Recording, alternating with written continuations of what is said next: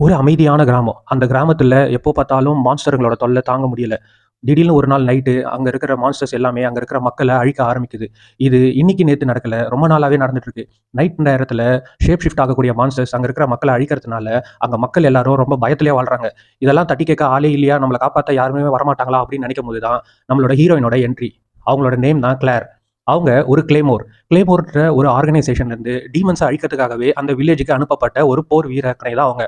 அவங்களோட வேலை என்னன்னா, அந்த கிராமத்துல தங்கி இருந்து அங்க இருக்கிற டீமன்ஸ் எல்லாத்தையும் அழிச்சு அந்த ஊர் மக்களை காப்பாத்துறது தான் அவங்களுடைய வேலை. அவங்க ஸ்டார்டிங்ல அந்த ஊருக்கு வரும்போது எல்லாருமே அவங்கள பார்த்து பயப்படுறாங்க. ஆனா அங்க நடக்கிற அட்டகாசத்தை பார்த்து தினமும் நைட்ல பேட்மேன் மாதிரி வெளியே போய் அங்க இருக்கிற மான்ஸ்டர்ஸ் எல்லாத்தையுமே அழிச்சு அங்க இருக்கிற மக்களை அவங்க காப்பாத்துறாங்க. இப்படியே போயிட்டு இருக்கும்போது திடீர்னு ஒரு நாள் என்ன ஆகுதுன்னா, அவங்களோட ஆர்கனைசேஷனுக்குள்ளேயே அவங்கள பத்தி நிறைய பேர் இருக்காங்க. அவங்க ஒருத்தவங்களுக்குள்ளேயும் ஒரு ஒரு ரேங்கிங் சிஸ்டம்ஸ் இருக்கு. இருக்கிறதுலே இவங்க தான் ரொம்ப வீக்கான ரேங்க்ல இருக்கக்கூடிய ஒருத்தவங்க. இவங்களோட மேல இருக்கிறவங்களுக்கும் இவங்களுக்கும் அடிக்கடி ஒரு பிரச்சனை வந்துகிட்டே இருக்கு. ஸோ இதனால என்ன ஆகுதுன்னா, அந்த ஆர்கனைசேஷன்ல இருக்கிற மத்த வாரியர்ஸ் எல்லாருமே இவங்கள தேடி அந்த கிராமத்துக்குள்ள வராங்க.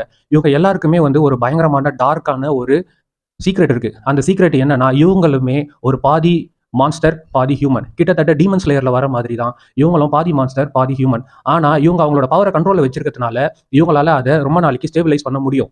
ஆனா ஒரு பிரச்சனை என்னன்னா, சண்டை அதிகமாக அதிகமாக, கோவம் அதிகமாக அதிகமாக அவங்களோட மான்ஸ்டர் வெளியே வந்துரும். அப்படி வந்துருச்சுன்னா, அவங்களாலேயும் கண்ட்ரோல் பண்ண முடியாது, யாராலையும் கண்ட்ரோல் பண்ண முடியாது. இந்த அனிமி வந்து ஒரு அண்டர் ரேட்டடான அனிமி. 2007ல வந்திருக்கு. இது வந்து ஒரு மிடிவல் பீரியட்ல நடக்கக்கூடிய ஒரு ஃபேண்டசி ஆக்ஷன் ஹாரர் அனிமி. இந்த அனிமி கண்டிப்பா மறக்காம நீங்க எல்லாருமே பார்க்கணும். இதுல வெறும் 26 எபிசோடு தான் இருக்கு. நீங்க ஒரே நாள்ல பார்த்து முடிச்சிடலாம்.